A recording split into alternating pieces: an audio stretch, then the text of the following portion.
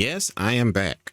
What's up, guys? This is the kid DZD, aka the Drink King, live from the Dungeon Palace Studios. Once again, I hope all of you guys are doing well. Welcome back to another video after about 1, 2, 3, 4 months, 3 months.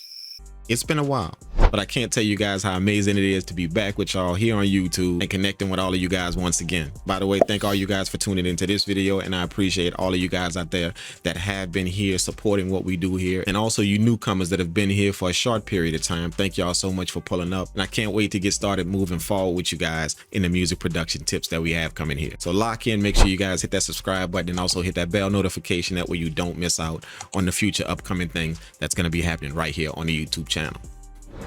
Okay, where do we go from here when it comes down to the music production on the YouTube channel? For those of you guys that have been here for a long time, you guys know that I have been rocking with the MPC for quite some time. Most of my music production is done on this machine, as well as the hardware synthesizers that I have. But you guys know me for going absolutely crazy on this machine, and also for helping you guys do the same exact thing in your music production. So hopefully over the years, I've brought you guys some information that has been very helpful to you, and it also has upgraded your journey in what you're doing with your music production.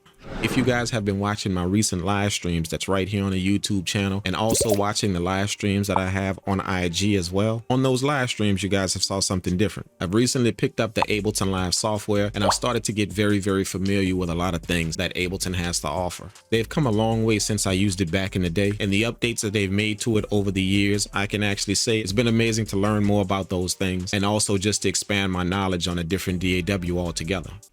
Well, why did I choose Ableton? When it comes down to all of the list of softwares that I could have chosen and could have jumped into when it comes down to music production, Ableton kind of seemed like the natural choice. Not only did I use it a long time ago for quite some time, that isn't the main reason why I decided to pick up Ableton Live recently. Being that I rock out with the MPC so much, and also the MPC software, if you've been following Ableton and Akai's journey, both of these companies have worked in tandem when it comes down to music production. Akai has made a lot of MIDI devices and MIDI controllers when it comes down to controlling Ableton Live.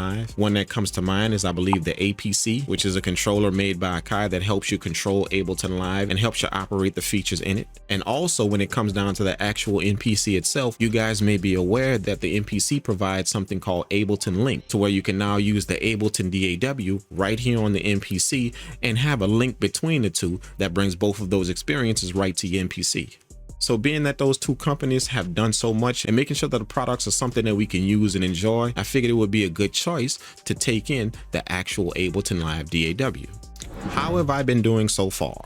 Well, I will tell you this, it was rough when I first started out. Even though I was familiar with the idea of Ableton Live, just the new things that they've done to it and all of the amazing features that they've added to it, it was quite overwhelming when I first picked up the DAW, it was. But one of the things that I keep in mind whenever I'm learning something new is that it's gonna be difficult right out of the gate, especially if you're coming from something else and you've done it for so many years. Sometimes when we pick up something new and try and learn it, we tend to make our judgment based in just that small period of time we've been learning it. It's a bunch of biased comparisons that's made to the thing that we were doing for a long time versus this thing that we just picked up. We tend to lean more towards the thing that we have been doing for quite some time instead of the thing that we just picked up and recently started learning. So in a way, it's a bit of a biased comparison that we have. But one of the things that I do when I pick up something new is I try and dedicate at least 1,000 hours to it before I make any judgments or any conclusions about what I'm actually learning. Now, I've been using Ableton Live for about 2 to 3 months. I've been doing it every single day. I don't believe there's one day in 3 months that I have not picked up Ableton Live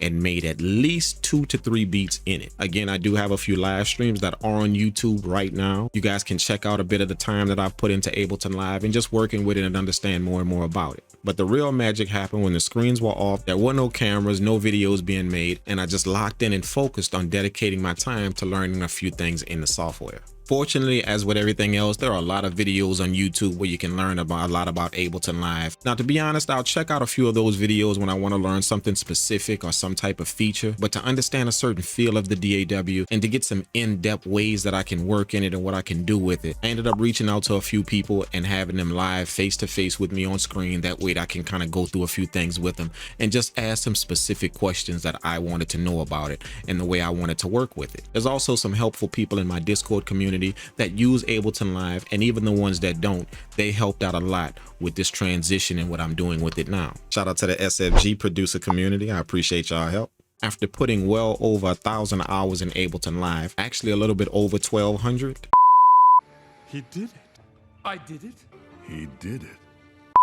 I've come to the conclusion that I actually like it, and I actually do plan on doing a lot of music production in it. I feel that picking up something new has also expanded my creative ability, especially if you've been used to working a certain way for so long. It's no different than buying a new sample pack. It's no different than buying a new drum kit. It's no different than buying a new plugin. Understanding a new DAW and some of the things you can do inside of it will absolutely give you more creative avenues in how you work with your music production. As a matter of fact, what I'd like you guys to do is, if you're working in any new type of DAW, or if you recently switched to something else, or if you recently picked up something else and just wanted to try it out for a minute, drop that comment below in the comment section. I'd love to know how many of you guys are not only here for the MPC techniques, but what DAW you're using. I don't care if it's something that you've been working with for a while, or if it's something that you just recently tried out. Maybe you liked it, maybe you didn't like it, or maybe you decided to switch your whole music production game altogether. Make sure you guys do that. Leave that comment below, because I'm really interested to know how many of you guys are taking the new softwares, are doing new things with your music production that you weren't doing before.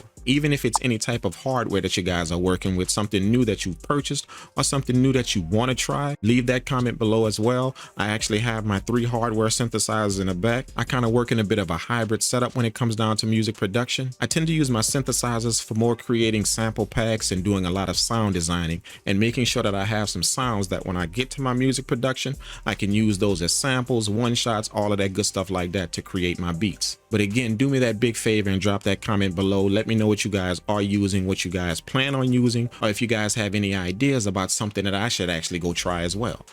The next thing that I want to talk to you guys about is what to expect here on the YouTube channel moving forward. Now, I know a lot of you guys have locked in with me over the years in working with the MPC, and I've tried to help you guys out a lot with just understanding how it works and the different things you can do inside of it, and also giving you guys an in-depth view of my music production and what I do when it comes down to the MPC. Will that actually end? I don't think so. I still plan on using the MPC, being that I'm just so familiar with it and how it works and just the beauty about the MPC products. So I don't think that these machines will ever go anywhere when it comes down to my music production, no matter what I try or what I'm currently using. But at the same time, you guys will be seeing my process in Ableton Live, what I do with it, the things that I've learned about it so far, some of the things that I enjoy about it, some of the things that I feel can use a bit of work. I've recently started working on a bit of a hybrid type of deal where I can use the MPC software inside of Ableton Live as a VST. That's going to be amazing to bring to you guys, just to give you guys another way that you can use your MPC. I also find myself learning more about Ableton Live and how the MIDI notes operate on the grid, creating melodies, the different shortcuts, and just the different way the MIDI grid operates. So that's going to be another amazing thing that I get to show you guys, how I make the melodies,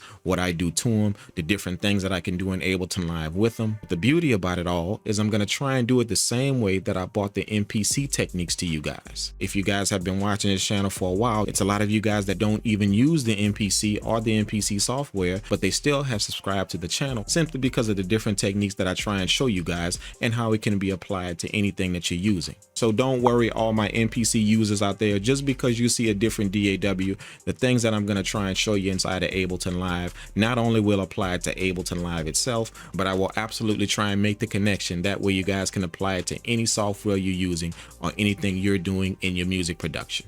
So to end this video, I just want to let you guys know that I appreciate all your support with what I did with the MPC and everything that I brought to you guys. We're going to try and keep that same thing going in the future. No matter if I'm using Ableton Live, you're using the MPC, FL Studio, Logic Pro, Native Instruments, Pro Tools, whatever you guys are doing out there and making your music with, we can all share in and make sure that we all get better with some helpful tips right here on the YouTube channel. I can't wait to get started with you guys. This was just an introduction to what's going to be happening and just just so I can tap in with you guys after a long hiatus on the YouTube channel. I'm excited for what's to come. I'm excited for the new things that I get to show you guys and what I've been doing with my music production. Not only the Ableton DAW, but just the way that I make my beats, a few things that I've added, a few things that I've taken away, and also just some methods that I've changed around completely just for a more efficient workflow. So make sure you drop a like on this video if you guys plan on learning more with me right here on the YouTube channel. Thank you for tapping in with your boy once again. This is the kid DZD, aka the Drink King, live from the Dungeon Palace Studios, and I'm gonna check you guys in the new videos coming. Peace. Purple World made that.